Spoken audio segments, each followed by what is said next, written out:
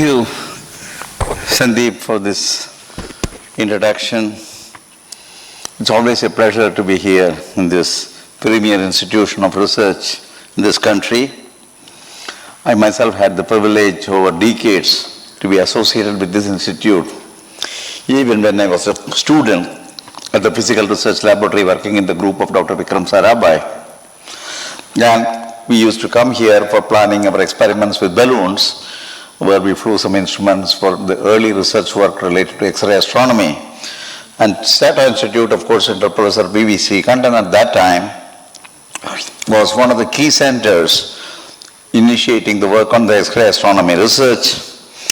And I had the privilege, of course, of visiting, meeting, and many times hearing the lectures of some very eminent personalities at this institute.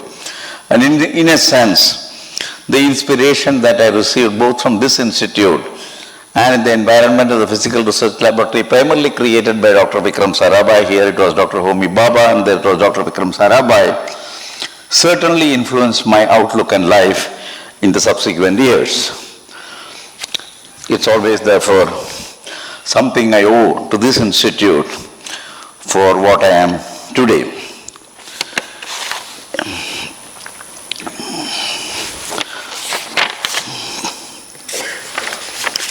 I will briefly give a preamble to my talk on the national education policy itself. I start with a little introduction to the background that we went through in deciding on this. As you know, that this government in its previous avatar felt it necessary that we should really look at the education policy, which was then based on a policy that was enunciated 25 years earlier.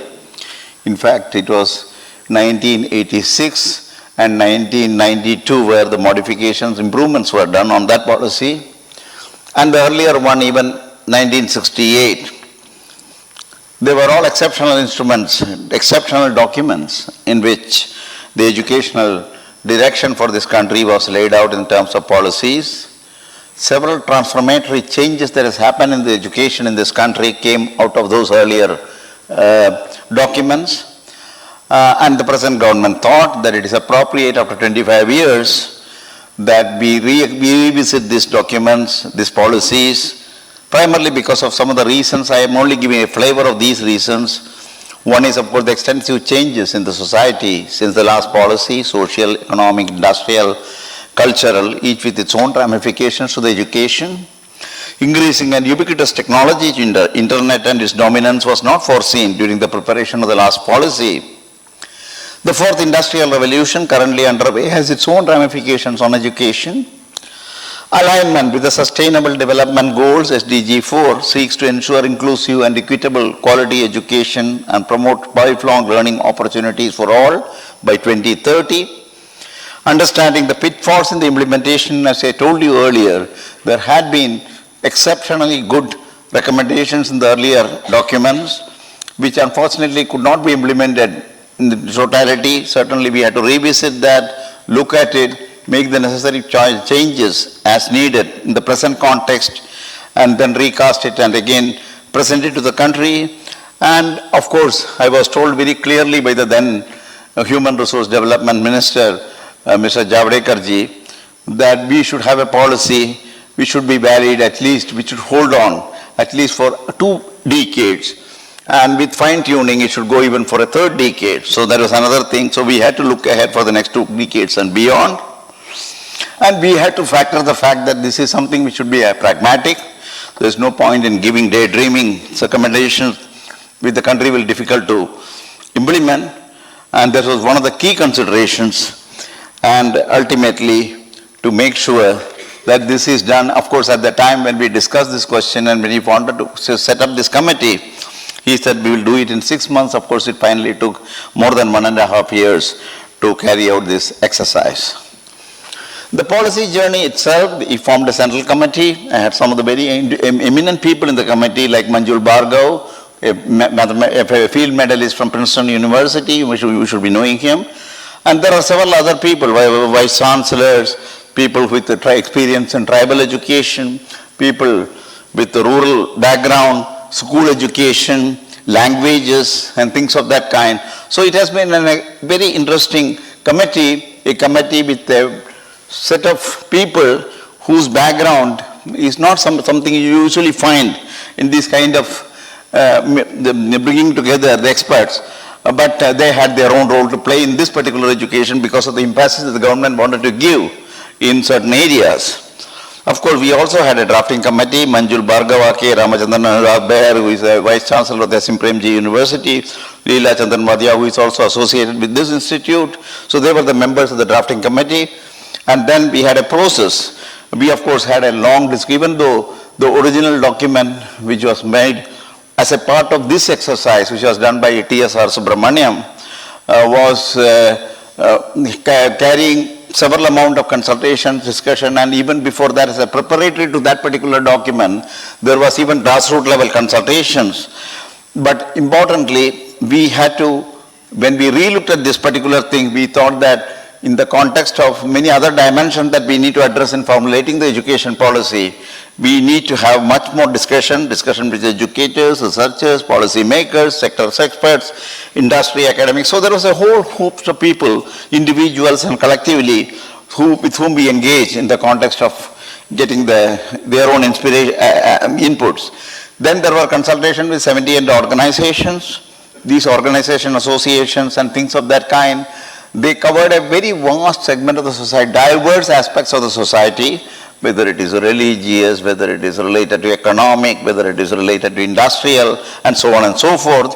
And of course, we also came in contact with something like 200 and odd individuals who offered to share their experience. They were really some of the people who have given their lifetime in the area of education. So we had the benefit of sharing, making sure that their thoughts and their ideas are shared with us. And we also created a system of peer reviewing this kind of a document. Document became very fairly exhaustive, but there were several points on which we wanted to seek even then expert opinion. So we put a set of peer reviewers like Jay Prakash Narayan, a very active person in school education in Hyderabad, P. Ramarao, well known to you, Rajput Vijay Kelkar, and so on and so forth. Dinesh Singh, former Vice Chancellor of Delhi University, Mohandas Pai, whom you know. So these were the people who acted as peer reviewers, besides many others with whom we consulted.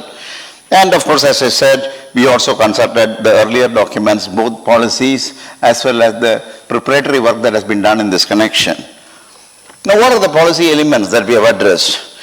This gives you a quick snapshot of the various elements that we have touched upon in this particular policy formulation. We give quite a lot of importance to the early childhood care and education, ECCE, and there is a lot of research that has been done in the cognitive sciences, neural sciences, and so on. So they came into picture in formulating ECCE. We'll see a little bit of it later. School education, we had to recast the school education to make it sure that it is developmentally apt.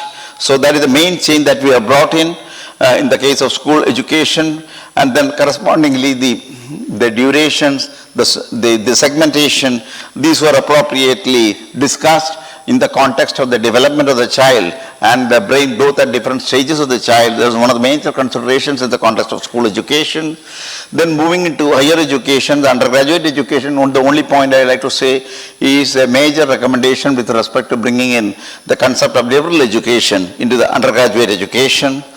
And then postgraduate education, where master's and PhD is there.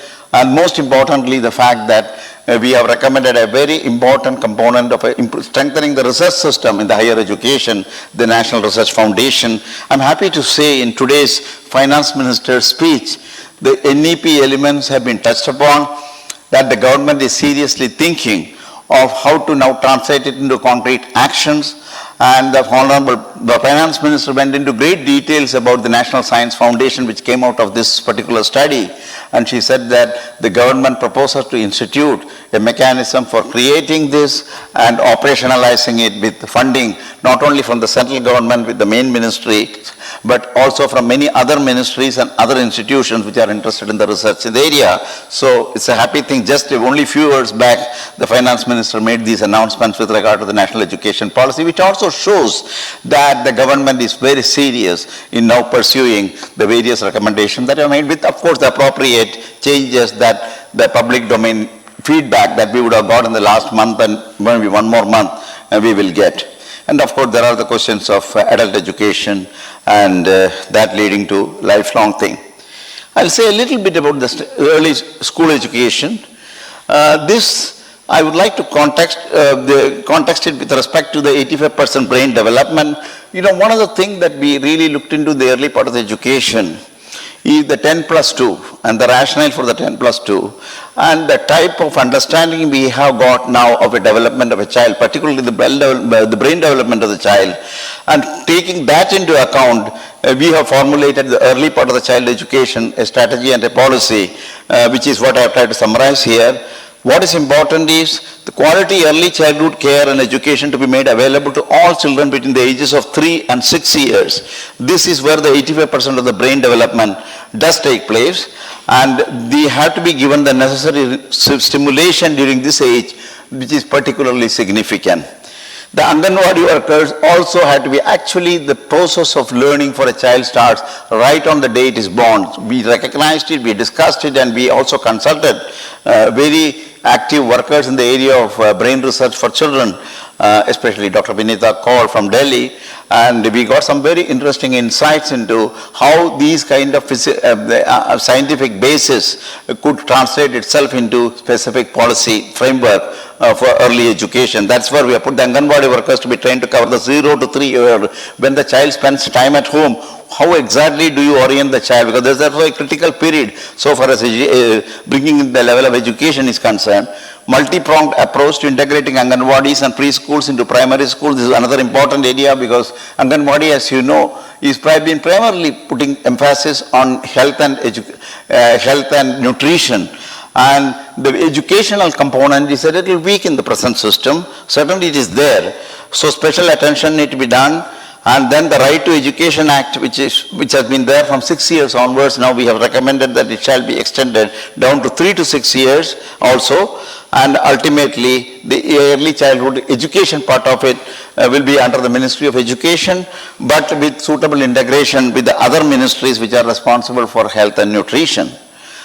You can just see the kind of brain, the one that has been stimulated in the early phase, the 3 to 6 years I have been telling, and that is what you see on one side of the healthy brain, and on the other side an abused brain which has not been stimulated, and one can see very clearly the importance of the early stimulation of the brain, and this means the variety of things, tasks that you carry out with respect to the child, and its ability to comprehend it, ability to understand it, ability to recognize the environment in its different facets. These are questions that have been addressed, and the emphasis on 3 to 6 years and also extendable up to 8 years is something which has been very seriously considered in the context of early school education coming from these scientific considerations. The other aspect is the question of a foundational literacy and foundational literacy and numeracy. The important aspect of this crisis, it is slowly assuming the crisis proportions.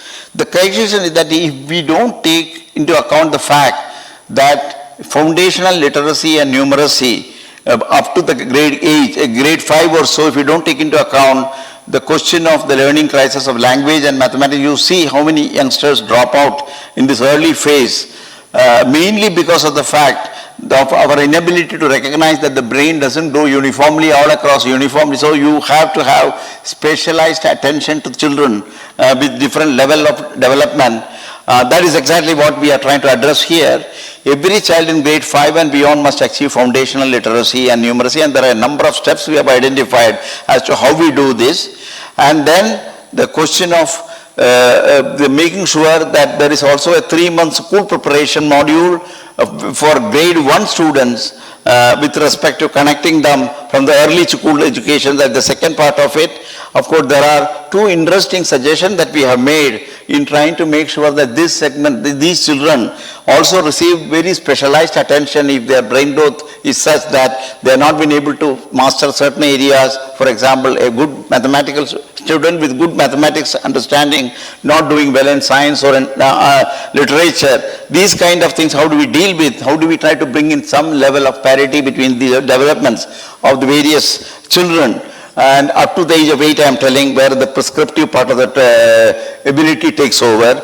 National Tutors Program, where you focus on peer tutors, and remedial instructional aids program for first 10 years now, at least instructors from the local community.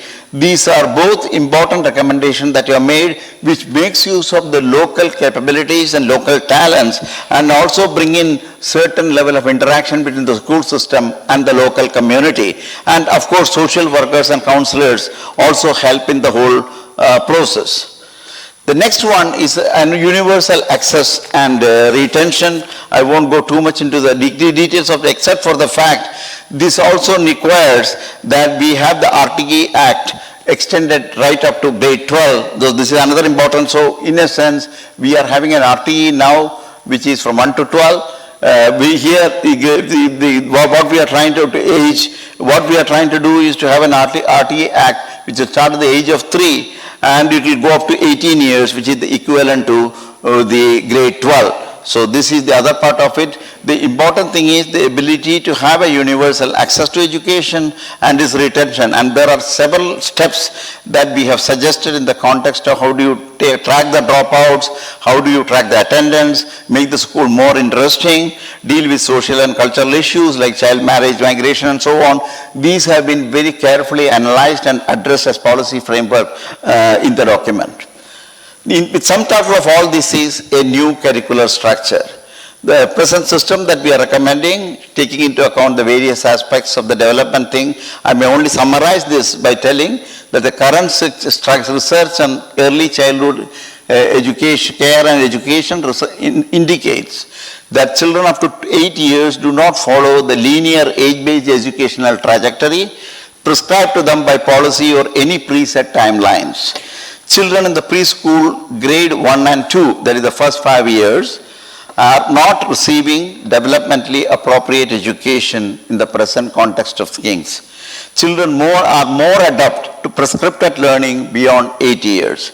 If you take this as the basis, and which is so based on the inputs that we have from the scientific evidences, the new structure based on cognitive and social emotional development stages, where the stages will correspond to the ages 3 to 8, 8 to 11, 11 to 14, and 14 and 18. So there are these 4 elements which we have tried to summarize the foundational stage as we call it, which is the pre-primary and the educated grades of 1 and 2, rapid brain development, that is the characteristics of that stage. Play and active discovery therefore becomes more appropriate for that part of the education. Preparatory stage, which is 3 to 5, build on play and discovery, transition to structured learning, that goes in this period, which is the preparatory stage. Middle stage, which is the grade 6 to 8, concepts and subjects, navigating adolescence. And finally, secondary stage, which is the 9 to 12, last 4 years of the school education, preparation for livelihood and higher education. Curricular framework and classroom pedagogy will be correspondingly created based on this structure. So this is one of the major recommendations we have made in the context of the school education, based on many of the considerations just I had mentioned a little earlier. The transformation of curriculum and pedagogy correspondingly certainly is the other aspect of it. Curriculum to develop language proficiency, scientific temper, science of aesthetics. These are some of the important things that we have tried to introduce into the curriculum as a part of the early school education. And also this would call for a revision of the national curriculum framework, one of the very finest documents that has supported the educational system at the school level so far. And this will be by 2020 to be made available in all languages. And what are the main features of this kind of a new curriculum and pedagogy? One is an integrated curriculum. No hard separation of curricular, co-curricular or extracurricular activities, equal status for all. No separation between arts and sciences, integration of vocational and academic streams. Flexible curriculum provides means of choices for students, reduced curriculum load, emphasis on key aspects, essential ideas, space for experiential learning, allow for analysis and reflection, and ultimately the approach to assessment itself will undergo correspondingly the changes in modular board exams to test core concepts and skills along with higher order capacities. So there is again a major change in the way we want to recast the curriculum and correspondingly the pedagogy. School teachers, now there is quite a lot of interest in knowing how this will be all going to be done and the type of teachers that we need and the type of numbers that are involved in this and the magnitude of the task that is there to create those kind of teachers. So there have been quite a bit of discussion on this question of how to create these teachers that are needed in the context of new curricular structure, new pedagogical approaches and so on and so forth. The first important thing is the teachers have to be qualified with BEd degrees to be taught in universities as a specific 4-year undergraduate program. In the long term, which I am talking of, is about 10 years. This is the direction in which the school teacher education has to go, the preparing the school teacher education. Teacher education dealt with, this will come a little later. The most important process so far as that recruitment is concerned, redesign teacher eligibility test, followed by interview, teaching. These are all some of the things that are overlooked currently in the choice of, in the selection of teachers. Teachers will be recruited to district and appointed to school complex. The concept of a school complex will come a little later. Teacher career development is another part of it. Then continuous professional development is other. I have put down some few points on this flexible and modular approach where teachers choose what they and how they want to learn, something which is extremely important to bring the creativity among the teachers, which currently doesn't exist. They simply do the rote learning process. No centralized determination of curriculum, no cascade model of training or no rigid ROMs. Academic support institutions like CERT, diets and things like that, we need to rejuvenate them, make them much more effective in the context of the new demands on the teachers. Adequate physical infrastructure, learning processes, these are all today they are highly inadequate in the context of supporting the teacher education, teacher system. What are the how does it look like, the present schooling system? The policy takes into consideration large numbers of small schools that are isolated and function without adequate resources and support. You can see that there is now a near universal enrollment of children in primary schools.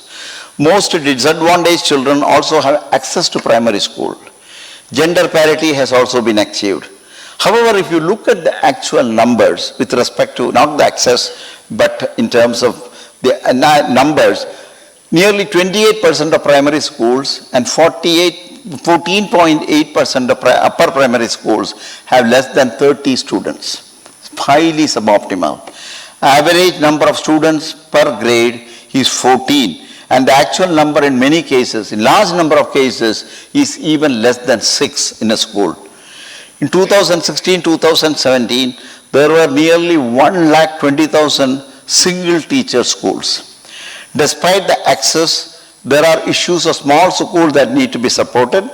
How to end isolation of small schools, how to make the use of resources optimal among the number of schools. So these are the questions that were addressed, and how do we make sure that there is an optimal approach to school education where the resources that are available, they are scattered and in many cases at individual location highly inadequate. How we could make an integrated approach to make them more optimal. So that is where we bring in the idea of school complexes, effective administration and management. School complex as a minimum viable unit of school governance. That's what we have recommended. What is a school complex? Cluster of around 30 public schools from a foundational to secondary stage within a contiguous geography. Must have one secondary school and all other neighborhood public schools. And the school complexes, as I said earlier, they will provide effective administrative unit without compromising access, will not require physical relocation of schools, enable sharing of learning resources, example, laboratories, libraries, these are not available to every school. So we need to look at how do we share this, enable sharing of subject teachers. There are many subjects that we have recommended in terms of options available in a schooling system. Teachers for sports, music, art teachers, counselors and social workers. So we need to have sharing of these kind of capabilities. create community of teachers to work together, support each other and ensure. This is another thing. The teacher isolation really affects the functioning of the teacher herself or himself. So this is one of the things. You bring in a community concept to the teachers so that in a complex, they support each other, they consult each other, and they work with each other to get the best of the outcomes. Create coherent set of educational institutions in each geography.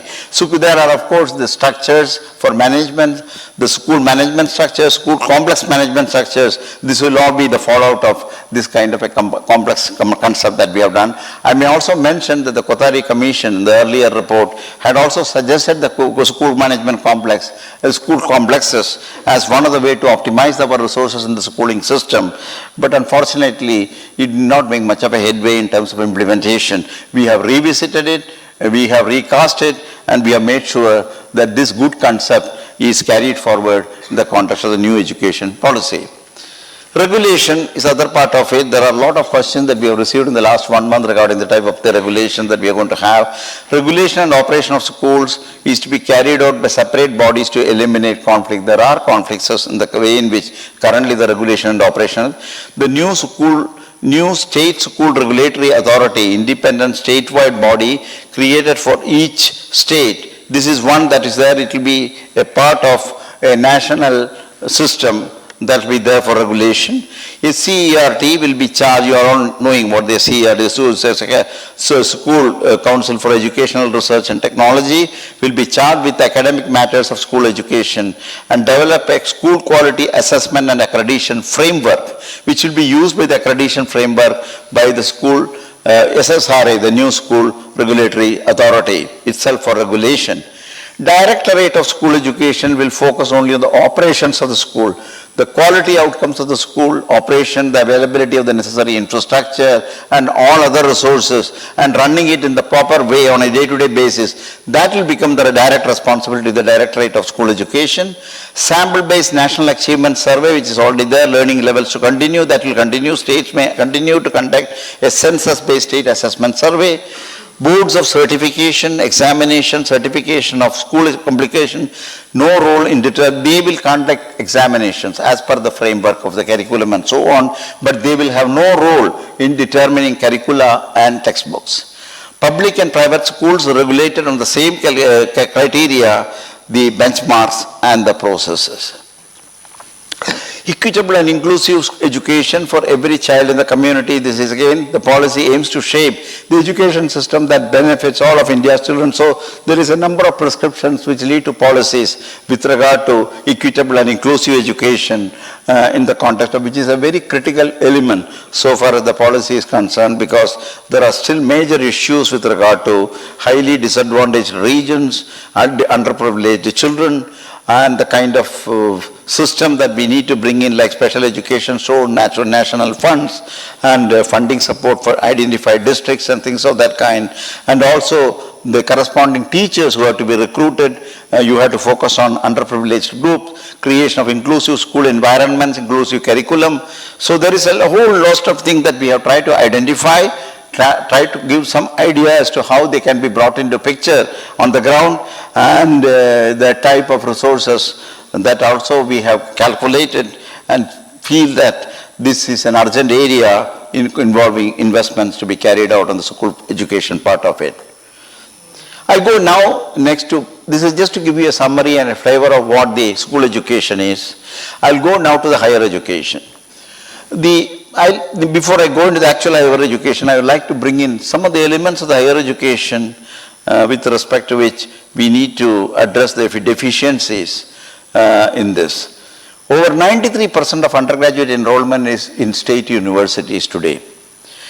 Extreme fragmentation, nearly 1,000 universities, 38,000 colleges, and over 10,000 standalone institutions educating 36 million students. 40% of colleges teach only a single discipline, a large part of which are teacher education colleges. Nearly 20% colleges have enrollment below 100, and only 4% have enrollment above 3,000. Too many silos and too much early specialization, streaming of students with disciplines, lack of access in socio-economic disadvantaged areas, this is another major issue, lack of teacher and institutional autonomy, and inadequate mechanisms for career progression of faculty. This is a very serious issue with respect to the autonomy, to the degree to which a teacher can bring his own creativity or his own creativity in the context of teaching, whether it's in the pedagogy and so on. And also there are many uncertainties in the context of career progression for the faculty. The lack of research culture is another major area. And ultimately, of course, poor regulation, and you know the type of colleges that today the people turn out teachers, and the type of fake colleges which also turn out education with degrees of doubtful authenticity. So this is what we have kept it in mind with respect to what we need to address as a part of the higher educational system. What we have tried to recommend here is first consolidation of the current 900 and odd universities, 1,000 universities in some of the numbers, and 40,000 colleges to about 15,000 large, well-resourced, vibrant, multidisciplinary institution. The higher educational institution, HEI, is to move towards becoming one of the three types of institutions we have tried to recommend. Research universities, equal focus on research and teaching. There are many institutions in this country, whether you call them IITs, whether you call them law schools, I will call them central universities, and now ISROs and things of that kind. They have the necessary model or necessary mechanisms to slowly transform themselves into the type of concept that we are propounding for a research university. Of course, initially they can also become teaching universities where the primary focus is on teaching with significant focus on research. That is because of the fact that research has to go along with teaching in order to improve the quality of teaching, and also for the undergraduates to receive the best of the teaching from people who do research also. But that doesn't mean that we cannot have institutions where the teaching is the priority, but best of the teaching, best of the curriculum and pedagogy, so and also turning out graduates, undergraduates who have a very high demand on the job market. So the whole educational configuration for these degree granting colleges are one on focusing undergraduate education and research, but with a clear-cut direction that they can find easy way of getting absorbed into the job market and other kind of useful functions within the society. Significantly expand reach and capacity by building strong educational communities. All higher educational institutions to become multidisciplinary institutions with teaching programs across disciplines and fields. Mission Nalanda and Mission Takshashila, of course, have put it a specific name for this kind of teaching universities and research universities. High quality institutions also on the disadvantaged geographies, and ultimately substantial public investments are needed in the context of ensuring that we have these objectives met. I'll come to one of the specific area with respect to the undergraduate education, and that is the policy envisaging an imaginative and broad-based liberal undergraduate education with rigorous specialization in chosen disciplines and so on. What I here mean is that you are really talking of critical thinking, communication skills, aesthetic sensibilities, and so on and so forth, and areas like scientific temper, history, diversity, knowledge about India, constitutional values. There are several things on which today we don't have a clarity. Many of the youngsters who are turning out of the institutions, they don't seem to have that kind of a broader knowledge, and which also can be connected to their future professions with appropriate, seeing the linkages between these pieces of knowledge and the main knowledge which they pick up for their profession. For example, the critical thinking here, what I mean is studies of statistics, data analysis, quantitative methods, or communication skills, the questions of writing and speaking and communicating, that's a very critical area. Aesthetic sensibilities like music, visual art, and so on. So these are all the components of what we today call as a liberal education.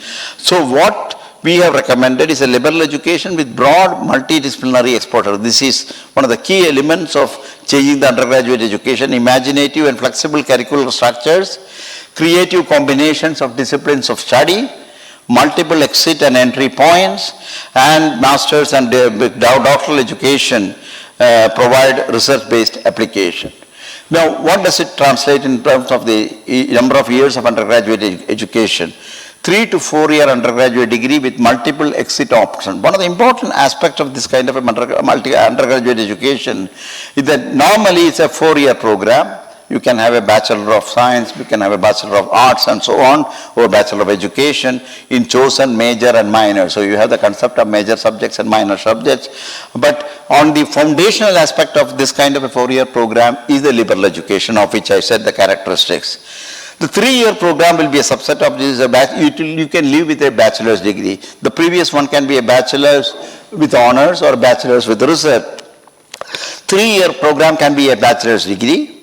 Both 3 and 4-year programs lead to degree with honors with research work, and exit can also be there in the 2nd year of with an advanced diploma or a 1st year with a certificate. What is important is, so you have exits possible in all the 4 years of an undergraduate program with the specific expertise which you can gain based on your own choices and the availability, like vocational education in the 1st year, you can pick up a few of them. And so it's not that you won't be able to find a job or that you don't have any proof that you have studied the 1st year of the undergraduate education. You get a certificate, then a diploma, then a degree, then maybe a degree with honors and things of that kind. And also the important thing is that if you want to re-enter the education at any of these points at which you left the education, you have the necessary provisions for again coming back to the education and make a re-entry. So with certain minimal preparations for the re-entry, you should be able to continue your study which you had left, say, a few years earlier. So you have both the exit and the entry possible in the 4-year undergraduate education. With each year you specify capabilities with which you exit, so that you have still a relevance in terms of your role in the society. Flexible master's degree, 2 years with those with 3-year undergraduate, 1 year for those with 4-year undergraduate degree, and ultimately a 5-year integrated program. So these are the 3 other aspects with respect to the master's program. The student support and learning development is the other part of it. The National Higher Education Qualification Framework for articulating this. One is on with respect to the regular education, national skill qualification. These are the other aspects of it. And students assess not only in the academic but also in the broad capacities, open and distance learning, internationalization, inter-university center for international education to be set up with. So these are the other elements which part of which is student support, part of which are the general aspects of the other dimensions of the education that we have considered. Energized, engaged and capable faculty is other part of it, and some of the important issues that we have tried to highlight here is the rampant practice of contractual appointments. Contract and ad hoc, especially clock hour basis, needs to be phased out. Very heavy teaching loads need to be rationalized to give faculty time to invest in themselves. Infrastructural support, most faculty do not have even staff rooms in many institutions. So one can see the level to which the faculty find themselves comfortable in the environment in which they will teach. Faculty recruitment and development plan, career progression and compensation management to be part of every institutional development plan announced by the higher education institution. So every higher education institution, they have a level of autonomy, and this autonomy also will come in the context of deciding on the career track for the faculty, and these kind of career progression and compensation management will be an integral part of that kind of an institutional development plan. Appropriately designed permanent employment tenure track system to be in place in all institutions by 2030. Faculty to be autonomous, empowered to make curricular choices and conduct assessment of students. Infrastructure for continuous professional development for all faculty to be strengthened, and career paths for education in administration, teacher education and so on will be a part of the career track that you will have for the teachers or the faculty. Now we come to another important area, and this I am happy to say was one of the items on which the Honorable Finance Minister today in her address did make an announcement. This is the catalyzing and energizing research and innovation across the country in all academic discipline with particular focus on this. You know the present situation with respect to the research, and particularly in state universities. The whole idea of the National Research Foundation is to strengthen the research system in the universities. But at the same time, it doesn't forbid the general research activities in the country to be also supported by this foundation. And the most important thing is it has several functions to carry out. A fund to research in all universities and colleges so that the synergies between research and quality education can be leveraged maximally, one of the key elements.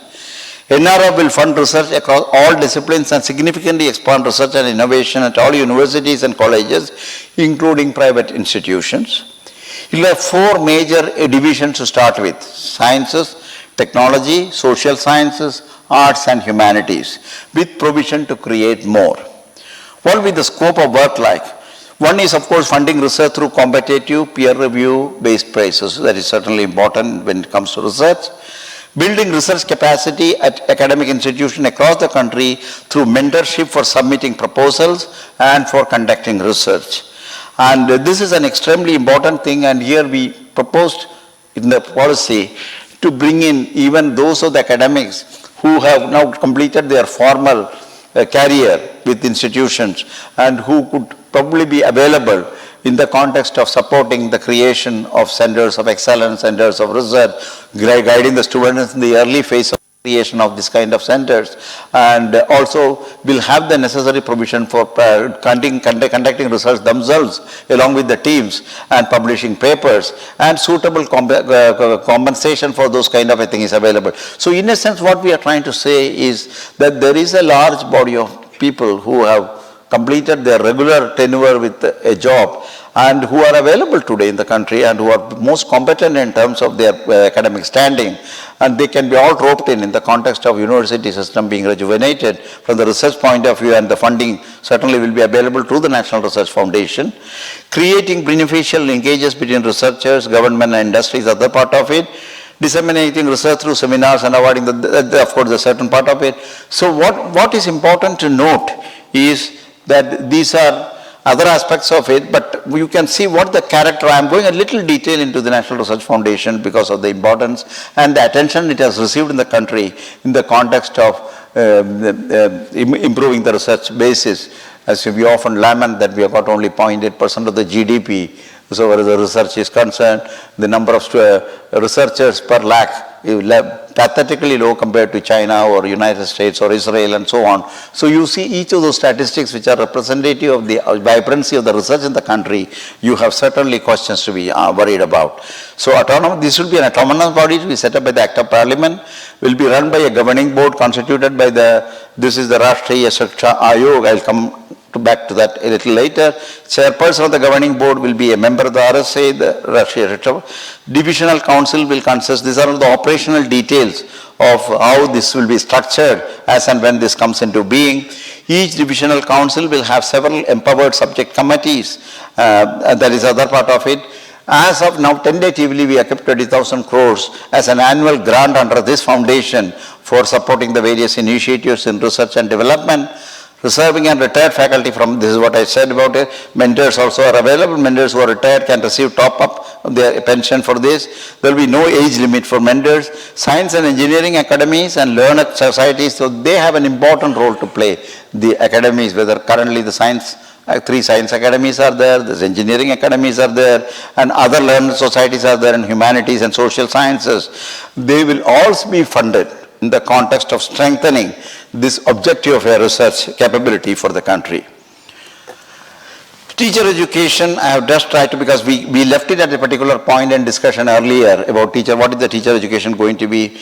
The school teacher preparation will be done at the multidisciplinary universities, because the standards that we are setting for the teachers is no different from the undergraduate education standards that are available for the general education, professional education or vocational education. So they will be all under the same roof with the professors coming from different disciplines, and so there will be under multidisciplinary universities. So when you graduate as a Bachelor of Education degree with a degree, that degree has the same value as a Bachelor of Science, Bachelor of Engineering or a Bachelor of Medicine. So you will see that there is a parity. Ultimately the kind of research universities and the teaching universities will have, under the same roof, these teachers are trained under the same environment, to the same standards, and to the same level of significance and stature as the other areas of education. That is one of the key elements through which we hope that the teachers will recognize their own value in the context of when one starts comparing between different segments of education and the type of profession that one adopts through that. BED will be an undergraduate program study covering both disciplinary and teacher preparation courses. All subjects including arts, vocational education, special education will be mainstreamed. On par with other undergraduate degrees, graduates will be eligible for masters and PhD, the other part of it. Current 2-year BED program will continue until 2030.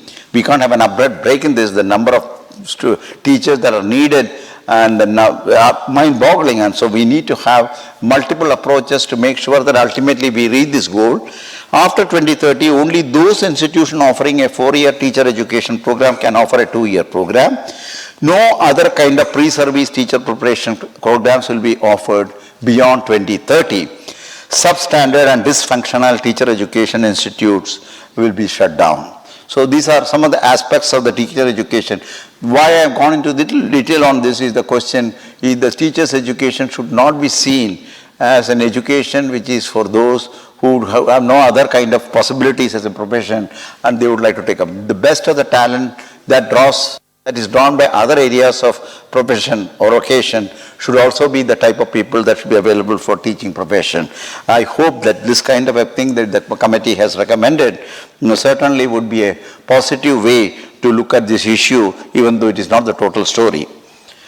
Integrating professional education, this is one other thing. On the long run, we want to make sure this multidisciplinary universities, the first type 1 or type 2, will also host the professional education into the system, because we think a substantial portion of the professional education, preparation of professionals must involve education in ethics and importance of public purpose, an education in the discipline, and an education for practice. For this to happen, professional education must not happen in isolation of speciality. So this we have recognized is this pattern. This is a pattern in many other countries also. They had a successful professional educational system, and therefore, we would like to see professional education will become an integral part of the higher educational system. Standalone technical universities, health science universities, legal and agricultural universities or institutions in these or other fields will expand organically into a general education system. Empowered governance and autonomy in the higher education is another thing. We have gone into the details of the choice of vice chancellors, the independence of the administration, independence of selection process, independence of the administration, the autonomy with respect to academic autonomy, and ultimately, of course, the financial autonomy. So there is a whole host of sections which deals with the kind of empowered governance and autonomy in the higher education we need to bring in. And I won't go into the details of it except for the fact that some of these ideas are, for example, the Tata Institute has got a council which provides a level of autonomy in terms of decision making for the institute.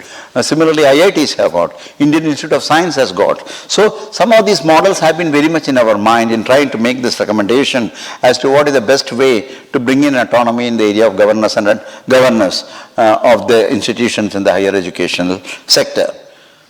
Higher education, so I have gone further. The other part of it is with respect to the regulation.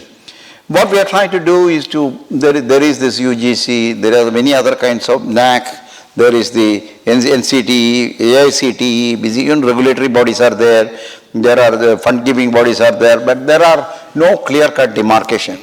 And the lack of a clear-cut demarcation has its own problems with respect to defining the right type of procedures, right type of regulations, and the right type of strategy to be adopted for improving the system's outcome. Standard setting, so this policy aims to set up an effective, enabling and responsive regulation to encourage excellence and public spiritedness in the higher education. What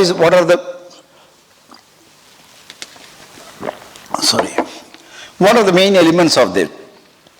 Standard setting, funding, accreditation and regulation, they are separated in this policy recommendation.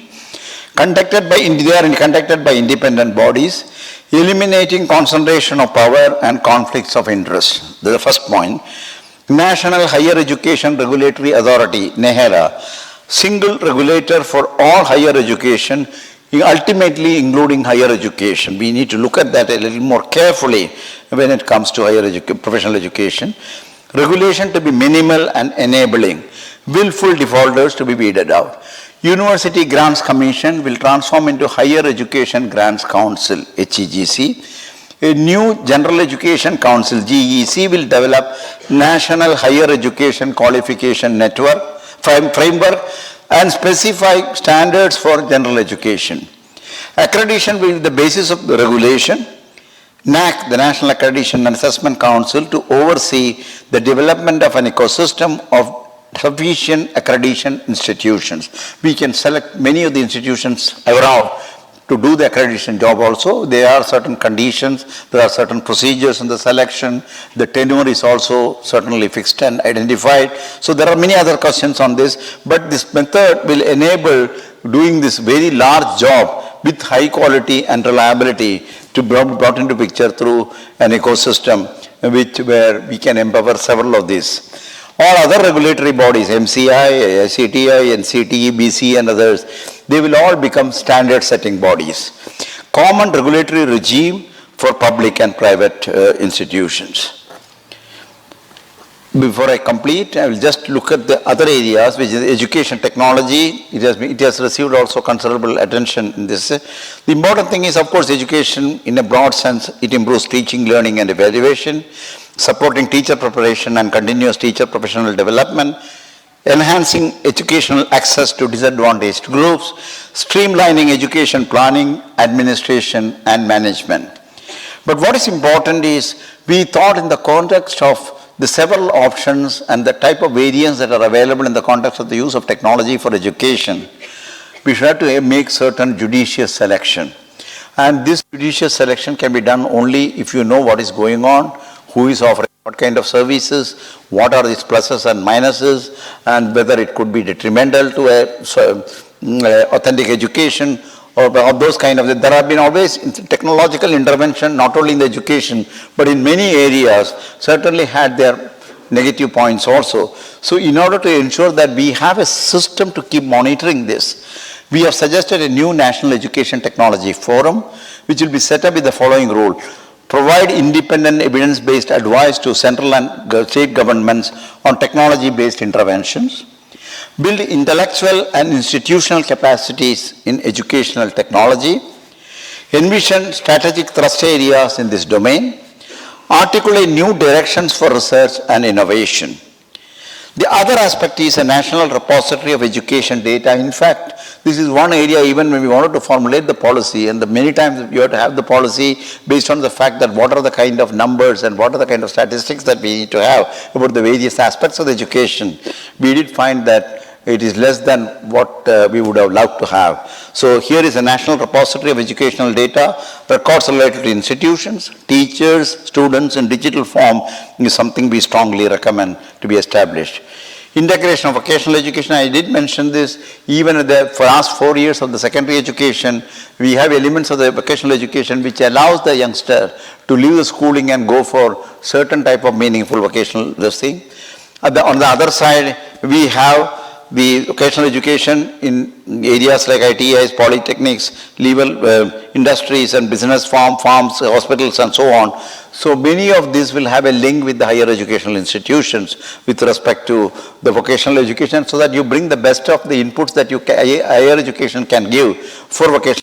And there is this undergraduate program on the Bachelor of Vocational Education, which will be a very important component of the higher education.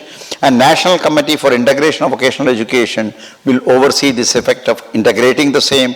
National Skills Qualification Framework will be detailed further for each of the disciplines, vocations and professions. So vocational education integration is also going to be a major task. This policy has not gone into the details of this aspect of it, has identified the broad contours of what the national education vocational policy should be vis-a-vis the education, the general education and professional education.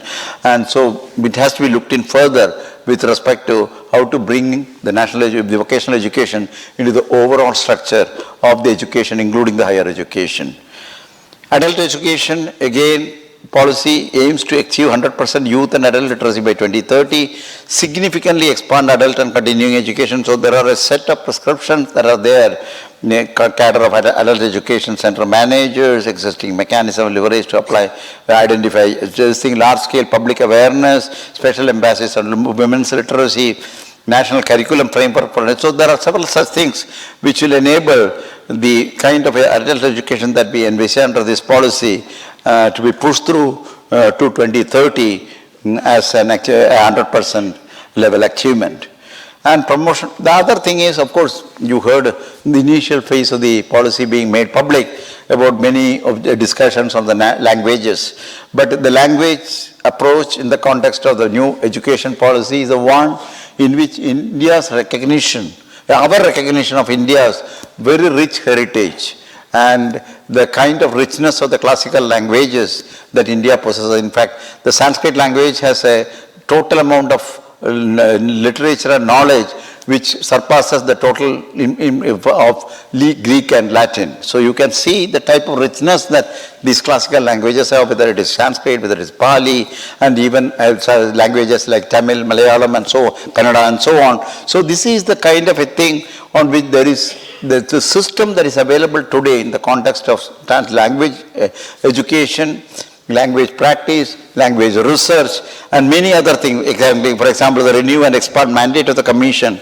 which is the Indian Institute of Translation and Interpretation, established an institution, and the Commission for Scientific and Technical Terminology to include all disciplines and fields, not just the physical sciences, are some of the important things with respect to language which we thought is an extreme. And the other part, of course, the language learning is the fact that between the very first part of my narration with regard to 3 to 6 years and 3 to 8 years, the language learning is also an extremely powerful capability for the youngster. And that is the period in which if we try to orient the youngster towards learning 2 or 3 languages, this really improves the neural network actions in that region of the language learning, as well as it improves even the tissue growth in the region. And the implications of these, that you not only learn 2 or 3 languages early in your life, but it also makes an investment for a futuristic ability to learn more number of languages because of this very interesting aspect of the neural sciences input of neural activity and tissue growth that is facilitated by an early learning of the language system. So there are several aspects of language which we have tried to bring in as the important thing with respect to our national education policy in the coming years. We need to make special attention. In fact, the foreign language is another thing. India is a global economy, and if you want to have many people for Mandarin translation, Japanese translation, French translation, the number available is extremely small. In fact, we need to have a very vigorous and vibrant language studies and policy related to the same in order to ensure that we meet the global demands for the Indians to learn languages and interact. I have to conclude this thing,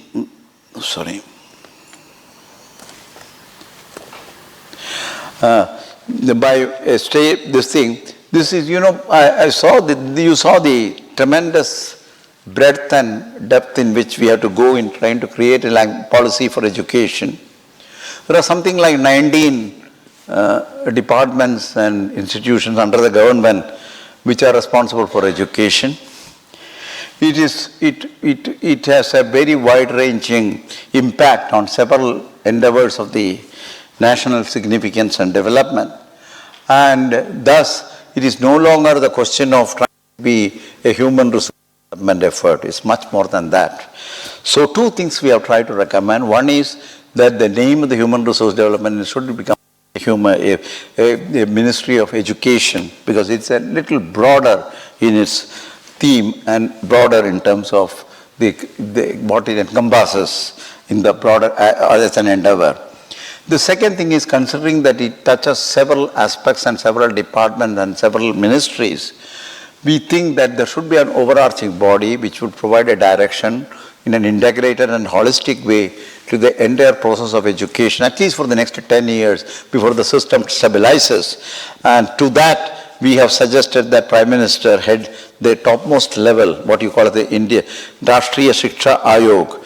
We are a National Education Commission, which will be the custodian of the vision of education in India. We have tried to see there are three-tiered structure for national Rashtriya education structure, national education structure. The one at the level of Prime Minister, but it contains nearly 50% who are professionals and educationists, other 50 which includes both administrators, leaders, as well as the political representatives.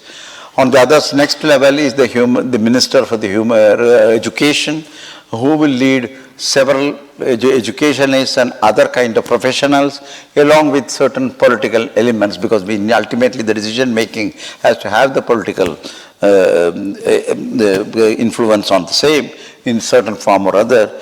And then finally a professional body, which is nothing but all of them are professional and headed by one of the professionals who is also a member of the topmost body, who will give a kind of a think tank for the education across the country, but which we can have even people from abroad. Some of the best educationists can be a part of the last, which is a professional body and advisory role. So that is a kind of a thing that we are trying to say. This is the Rashtriya Shiksha Ayog. We think this is important, the three-tiered structure for strengthening the education with the type of policy that we have enunciated. This can be reviewed after 5 years and 10 years, depending on how well this is working or what kind of other fine-tuning we need to do or even changes we have to effect. But we think at this particular stage it's important that at the level of Prime Minister himself has to oversee the overall transformation that we want to make, because a transformation in education is a transformation of a knowledge society. A transformation of knowledge society is a transformation of the nation itself. And we need to have this kind of structure to keep in mind that we are aiming for those kind of goals. I summarize this, I rather conclude this by reading out this message, which I like very much, and that's why it's put here. In every epoch of humankind, knowledge represents the sum total of what is created by all previous generations, to which the present generation adds its own. The motif of the Mobius strip symbolizes the perpetual, developing, and live nature of knowledge, that which has no beginning and that which has no end. This policy envisages creation, transmission, use, and dissemination of knowledge as a part of this continuum. Thank you.